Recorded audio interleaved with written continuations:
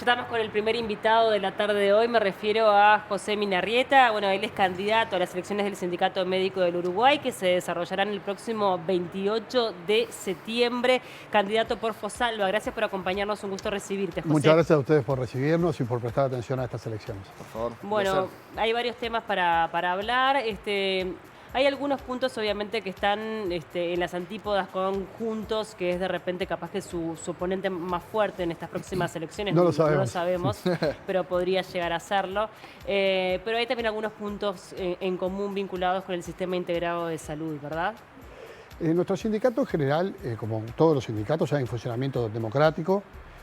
Nosotros hemos conducido nuestra agrupación, nuestra presidenta, la doctora Arteta, yo estoy como secretario y el resto del comité ejecutivo.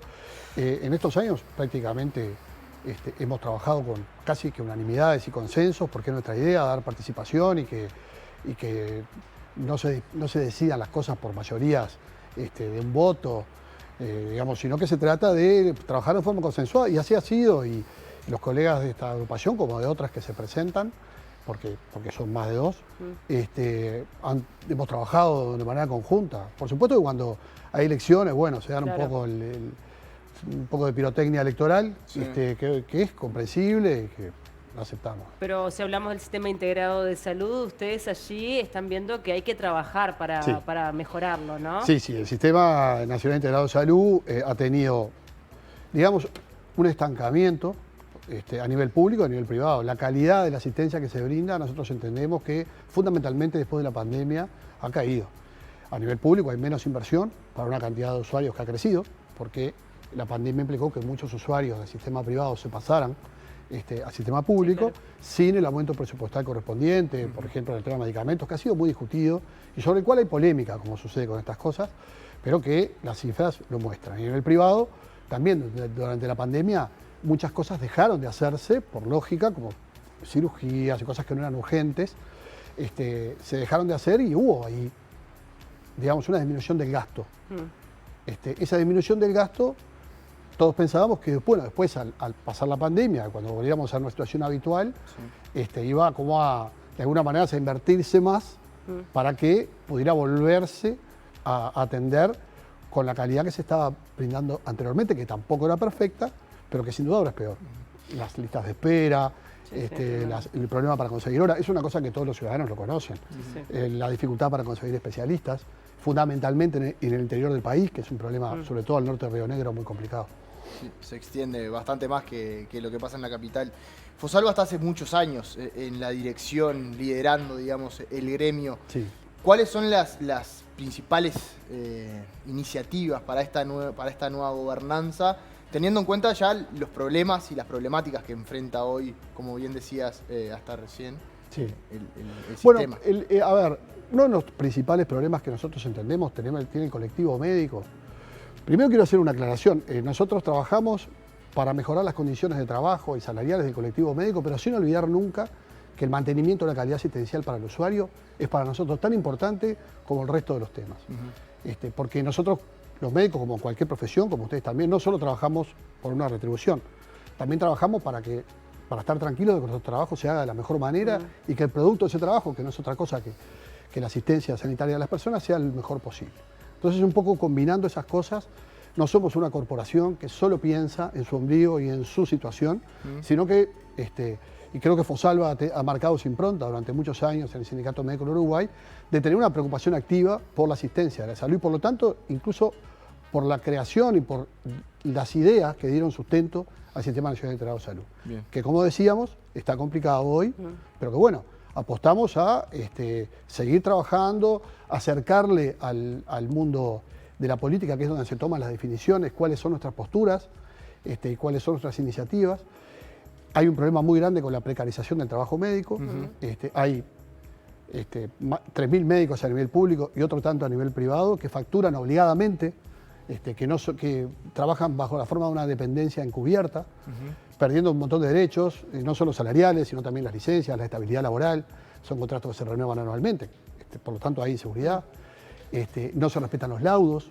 Entonces, toda esa precarización del trabajo es uno de los temas que más nos ocupa, que nos ha ocupado siempre, porque esto no es que arranca cada vez que hay elecciones, son procesos que llevan mucho tiempo. No, y al mismo tiempo creo que Fosalva está en una situación compleja en cuanto a que la competencia puede decir, bueno, ustedes están hoy en el gobierno, ¿por qué todo lo que dicen que van a hacer, por qué no lo hacen ahora? Pero es que lo que pasa es que no hay que confundir, o sea, nosotros, digamos, tenemos nuestras reivindicaciones, que están estas que planteamos, y se trabajan con los decisores, que son los que realmente toman las decisiones.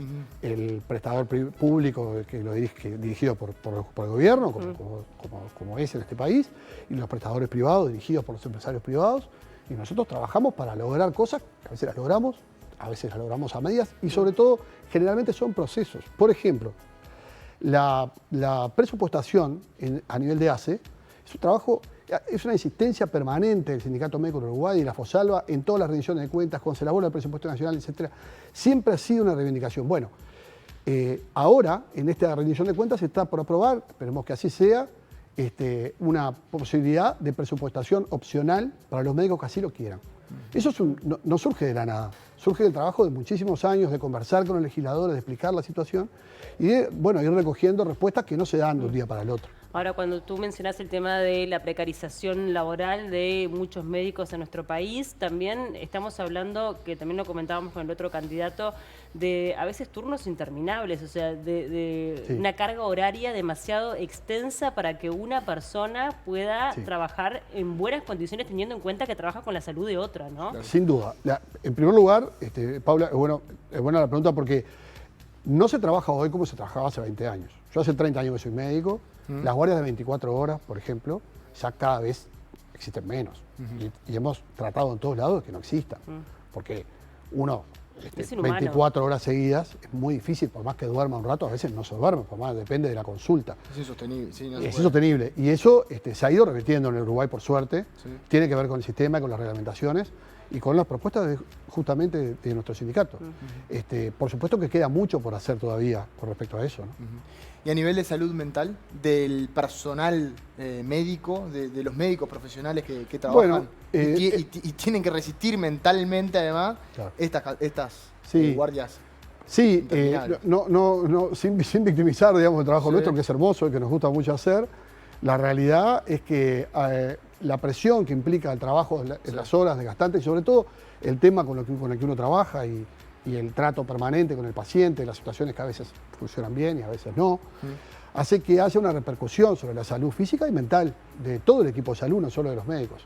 En eso no escapamos al resto de la población, pero particularmente a nivel de los médicos, por este tema, hay sí problemas de salud mental, de burnout, de adicciones, problemas que el sindicato de alguna manera tiene que desarrollar políticas para contribuir a que esos problemas disminuyan.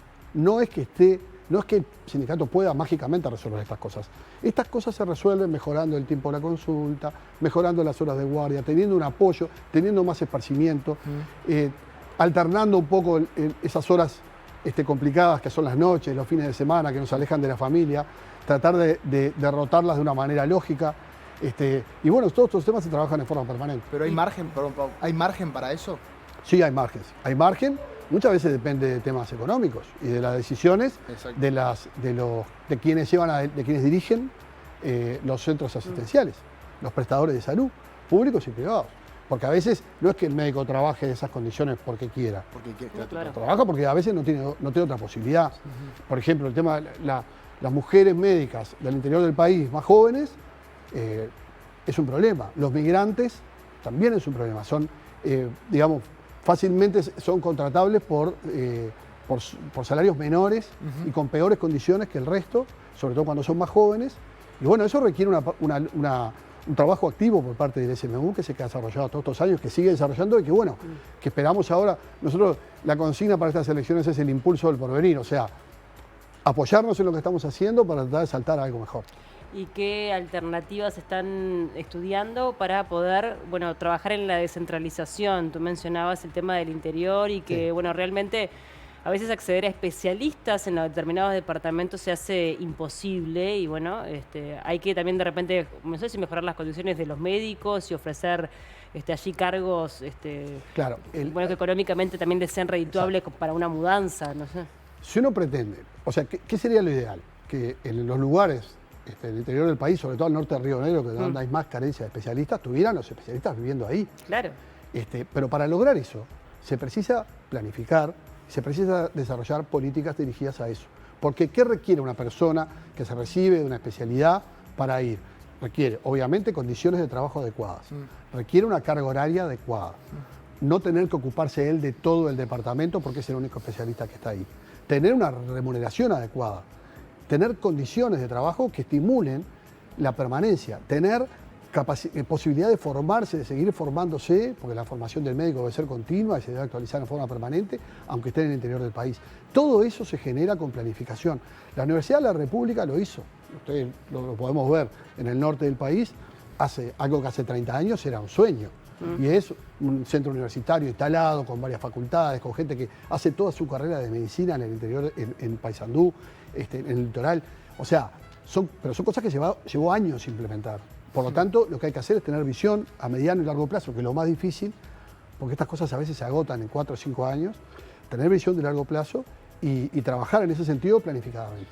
El tema ahí es que, comparado con la UDELAR, tiene un presupuesto particular. El SMU, ¿cómo puede hacer, más allá de la negociación con las diferentes autoridades, estas que están ahora o las que vienen en la próxima elección, de poder negociar? Y bueno, nosotros en rendición de cuentas, por ejemplo, se discuten este tipo de cosas. Cuando vamos a las comisiones, que ustedes lo ven, que se ve que vamos a hablar con los legisladores, bueno, vamos a eso, a decirles, miren, necesitamos, por ejemplo, funciones de alta dedicación para la medicina rural.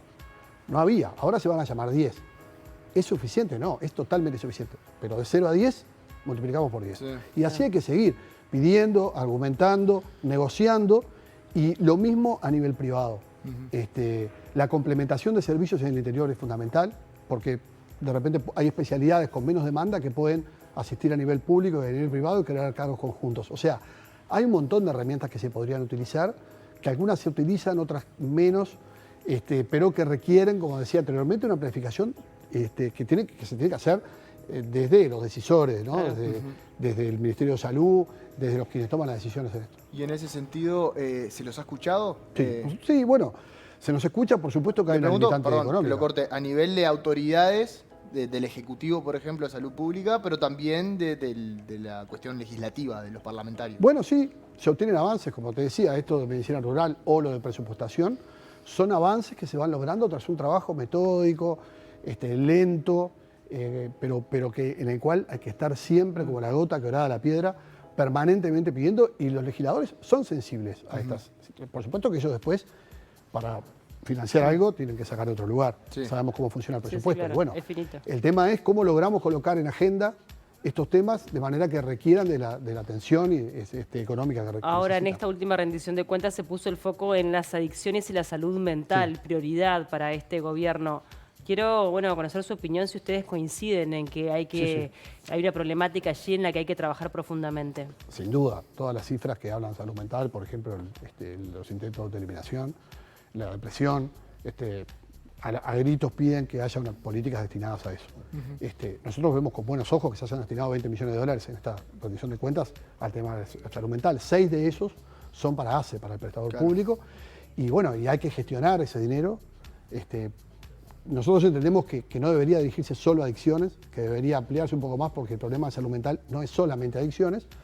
Y trabajamos justamente dando nuestro punto de vista, porque la idea es crear equipos de salud que puedan asistir a esa población. Yo tengo la última, un poco más de orden político, teniendo en cuenta lo que fue la presentación de Juntos, donde estaba repasando algunos nombres: Heber, Luis Alberto Heber, ministro del Interior, Graciela Bianchi, senadora del Partido Nacional, y Guido Menini Ríos, líder de Cabildo Abierto.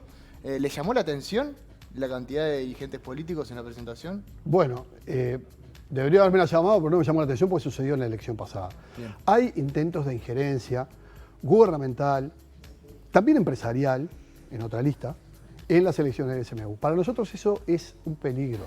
El gremio médico, como cualquier gremio, tiene que ser independiente de los gobiernos, independiente de los partidos políticos, independiente de las empresas. Porque también ha pasado que en algunas empresas se presiona a los médicos para que opten por una u otra opción. Y ustedes, lo que nos tenemos que hacer a la idea es que después que pasan las elecciones, uno se sienta a negociar con el gobierno, con las empresas, y por lo tanto tiene que definir de qué lado del mostrador está y ser consecuente con el lado del mostrador en el que está. Y en el juego democrático de la negociación, que es justamente de lo más democrático que hay, que es, digamos, tensar fuerzas y pedir y tratar de exigir, si uno puede, los cambios que necesita, que entiende que son necesarios.